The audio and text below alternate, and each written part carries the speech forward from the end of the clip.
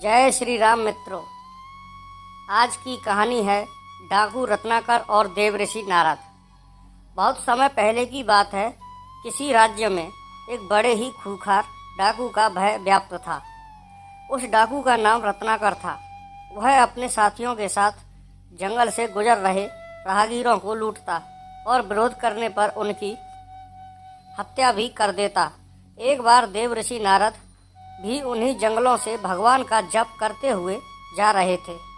जब वे घने बीहड़ों में पहुँचे तभी उन्हें कुछ लोग विपरीत दिशा में भागते हुए दिखे।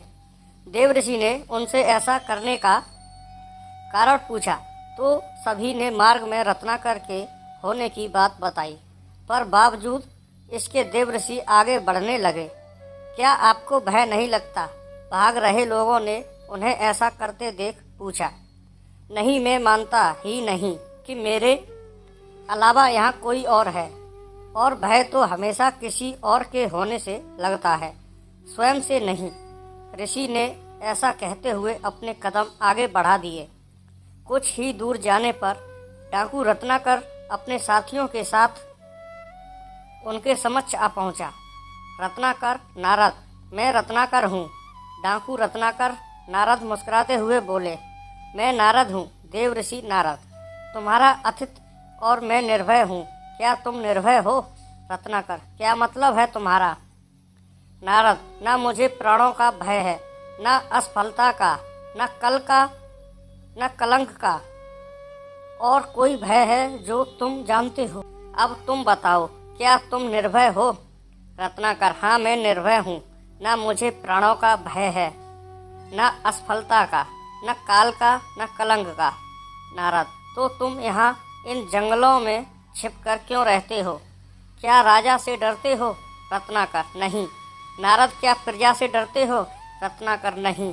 नारद, क्या पाप से डरते हो? रत्नाकर, नहीं। नारद, तो यहाँ छिपकर क्यों रहते हो? यह सुनकर रत्नाकर घबरा गया और एक टक देवऋषि को घूरने लगा। नारद, उत्तर मैं देता हूँ, तुम पाप करते हो और पाप से डरते हो। रत्नाकर हंसते हुए बोला, नारद, तुम अपनी इन बातों से मुझे भ्रमित नहीं कर सकते। ना मैं पाप से डरता हूँ, न पुण्य से, न देवताओं से, न दानवों से, न राजा से, न राज्य से, न दंड से, न विधान से। मैंने राज्य के साथ द्रोह किया है, मैंने समाज के साथ द्रोह किया है, इसीलिए मैं यहाँ इन भीड़ों में रहता हूँ। ये प्रतिशोध है मेरा। नारद, क्या था वो पाप जिससे तुम डरते हो? रत्नाकर, मुझे इतना मत उकसाओ कि मैं तुम्हारी हत्या कर दूं। नारद, इतना तो मैं जान ही चुका हूँ कि पाप और पुण्य की परिभाषा हमेशा ताकतवर तय करते हैं और उसे कमजोरों पर थोपते हैं। मैंने साम्राज्यों का विस्तार देखा है, हत्या से, बल से, छल से। मैंने वाणिज्य का विस्तार देखा है, कपट से, अनीति से, अधर्म से। वो पाप नहीं था। मैं सैनिक था, दुष्ट और निर्दयी सौदागरों की भी रक्षा की, वो पाप नहीं था।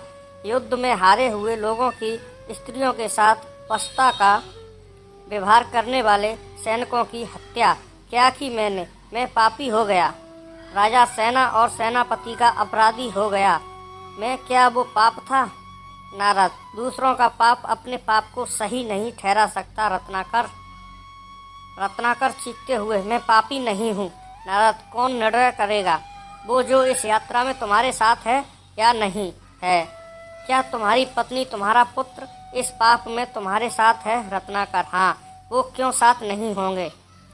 मैं जो ये सब करता हूँ उनके सुख के लिए ही तो करता हूँ। तो जो तुम्हारे साथ है उन्हीं को निर्णायक बनाते हैं। जाओ, अपनी पत्नी से, अपने पुत्र से, अपने पिता से, अपने निकट संबंधियों से पूछ कर आओ, जो तुम कर रहे हो क्या वो पाप नहीं है? और क्या वे सब इस पाप में तुम्हारे साथ हैं, इस पाप के भागीदार हैं? रत्नाकर, ठीक है, मैं अभी जाकर लौटता हूँ। और अपने साथियों को नारद को बांध कर रखने का निर्देश देकर रत्नाकर सीधा अपनी पत्नी के पास जाता है और उससे पूछता है, ये मैं जो कर रहा हूँ क्या वो पाप है? क्या तुम इस पाप में मेरी भागीदार हो? पत्नी कहती है, नहीं स्वामी, मैंने आपके सुख में दुख में साथ देने की कसम खाई है, आपके पाप में भागीदार बनने की नहीं। यह सुन रत्नाकर स्तंभ रह जाता है। फिर वह अपने अंधे पिता के समक्ष यही प्रश्न दोहराता है, पिताजी, ये जो मैं कर रहा हूँ क्या वो पाप है? क्या आप इस पाप में मेरी भागीदार हैं? पिताजी बोलते हैं, नहीं पुत्र, ये तो तेरी कमाई है, इसे मैं कैसे बांट सकता हूँ। यह सुनते ही मानो रत्नाकर पर बिजली टूट पड़ती है। वह बेहद दुखी हो जाता है और धीरे धीरे चलते हुए वापस देवऋषि नारद के पास पहुँचा जाता है। नारद, तुम्हारे साथी मुझे अकेला छोड़ जा चुके हैं। रत्नाकर देवऋषि के चरणों में गिरते हुए, क्षमा देवऋषि क्षमा, अब तो मैं भी अकेला ही हूँ। नारद, नहीं रत्नाकर, तुम ही अपने मित्र और तुम ही अपने शत्रु हो। तुम्हारे पुराने संसार की रचना भी तुम्ही ने की थी, तुम्हारे नए संसार की रचना भी तुम ही करोगे। इसीलिए उठो और अपने पुरुषार्थ से अपना भविष्य लिखो। राम राम, तुम्हारा पथ सुबह हो मित्रों। इस घटना के पश्चात डाकू रत्नाकर का जीवन पूरी तरह बदल गया। उसने पाप के मार्ग को त्याग पुण्य के मार्ग को अपनाया और आगे चलकर यही डाकू राम कथा का रचयिता महर्षि वाल्मीकि बना। उपनिषदों से ली गई यह कथा बताती है कि मनुष्य असीम संभावनाओं का स्वामी है। जहाँ एक तरफ वह अपने पुरुषार्थ से राजा बन सकता है, तो वहीं अपने आलस से रंक भी वह अपने अविवेक से अपना नाश कर सकता है, तो अपने विवेक से अपना निर्वाण भी। यानी हम सब अपने आप में महाशक्तिशाली हैं, पर हम में से ज़्यादातर लोग पूरे जीवन काल में अपनी असीम शक्तियों का एक छोटा सा हिस्सा भी प्रयोग नहीं कर पाते। क्यों न हम भी डाकू रत्नाकर की तरह सामान्यता को त्याग कर उत्कृष्टता की ओर बढ़ चलें।